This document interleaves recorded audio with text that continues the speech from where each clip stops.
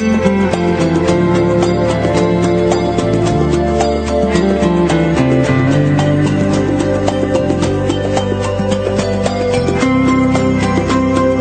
are listening to Intuitive Healing with Bente Hansen. And welcome back. I've taken a few minutes to gather myself because whenever I think of what is happening in terms of our individual freedom and our right to choose our own therapies, I tend to get a little bit hot under the collar.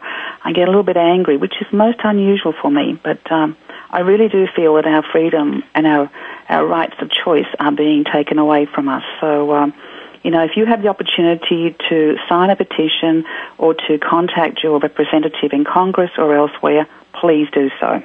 Okay, my guest today is Stephen Rogers, and he's been in the health and wellness field for over 20 years. And Stephen began at a young age working as a personal trainer, wellness and nutritional counselor. He later developed a niche for himself as a teacher in the human potential field, teaching others how to act from stillness, at work, or in play, in the zone. Stephen worked with professional athletes such as golfers, baseball players, college football players, professional bodybuilders and powerlifters, professional dancers and actors, and CEOs of major corporations. He is formally trained in classical Chinese medicine, along with other modalities such as integrative movement, spinal alignment, integrative bodywork, holistic nutrition, and peak performance training. He has integrated all of his experience and education into a holistic lifestyle program called Shen Life. The goal of Shen Life is to empower others to reach their unlimited potential. Committed to being an example, Stephen advocates personal responsibility and accountability. Stephen, welcome. It's a joy to have you on the show. Thank you, Bente. It's a joy to be on your show. The more I listen to you, the more in alignment I realize that we are, as I said on break. Just glad to be here.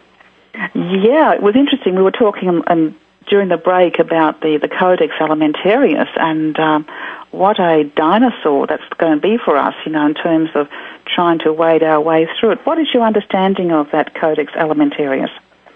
Well, like I said before, I've done several radio shows over the last couple of months focusing on it, seeing as we have a product called Shentrition, which is a whole food supplement, and it does affect us. Here in the United States, the language is very ambiguous. It leaves a wide breadth, or it's wide open for interpretation. The problem is with that, we don't know what's going to happen until it happens. Unlike in Europe, they already know. So that's the biggest thing. We have to wait and see. It's kind of left open and ambiguous for that very reason, so that they can do what they want to do down the road. What we could hope for, if we're, more optimistic, is that they never institute it. That language is just sitting there, but they never actually make the decisions to move us in the direction of harmonizing with the UN regulations. And that could very well happen, too, if we have a big enough push forward from the American public like they did in Canada. Well, let's hope that's the case, because I think that if they do go ahead and institute some fairly draconian measures, then we're going to have a repeat of the Prohibition era, where instead of alcohol being the banned substance, it's going to be natural therapies, and people are not going to give up on them. You're absolutely correct. Everybody I know who takes medication also takes a slew full of supplements. And they swear by them. So, yeah. But look, let's get to you, if I may, okay? Who is Stephen Rogers? And, I know you've had some very interesting life experiences. So what are they? What are those life experiences that have shaped you to provide the service you now do? Well, I grew up, like many young American, Caucasian, middle-class kids, played a lot of sports, excelled in athletics, excelled in academics, and last 2 years of high school, I began to drift and wax and wane with no direction, not really knowing what I wanted to do, not understanding all the feelings I was having, suffering from depression off and on. And when I got to high school, I picked up our dirty little secret in my family, which is the drug business. We were middle class, but we had a dirty little secret. And it wasn't long before I was a full-blown addict, alcoholic, cocaine, ecstasy, and I was a bodybuilder and trainer, so I was abusing about 5 different types of steroids at any given time. Ooh. It took about 3 or 4 years of that lifestyle before I crashed. And, thankfully, and I would never say this, the FBI saved my life because they showed up on my doorstep one day and put me down on the gravel. And at the time, I was in pretty bad shape. I was pickled, to say the least. And that was the beginning of a new life for me. And that incident won me a stay in the good old federal prison for over 1.5 years. And I got to tell people out there, I said, you never want to go to prison to find yourself, but sometimes that's what it takes, and that's what it took for me. In a 9x6 box, I had my own little private ashram, and I was forced to face something that I never wanted to face in the past, and that was me, Stephen. And I had a lot of time to do it.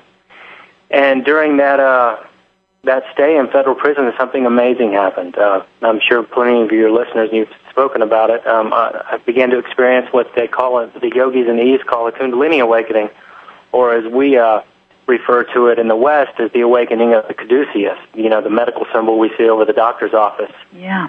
And so the vital energies began to move in me, and I didn't know why. I guess it was because it was the first time in years I had a lot of discipline, 3 hots and a cot, was going to bed at the same time every night. And attention. I was just focused on me all the time, asking myself, how did you get here and how did you not come back here? So I was really paying attention to my life because the cat was out of the bag. I couldn't lie anymore. I was in prison. I was a drug addict, a crack addict. I mean, there wasn't anybody that I could fool or there was no one I could fool with my story anymore. So I had to get really brutally honest with what was going on with me, or I could end up back in prison. It's like I used to tell people I couldn't even trust my thoughts anymore because my best thoughts landed me on the end of a crack pipe and in prison. And that was the beginning for me.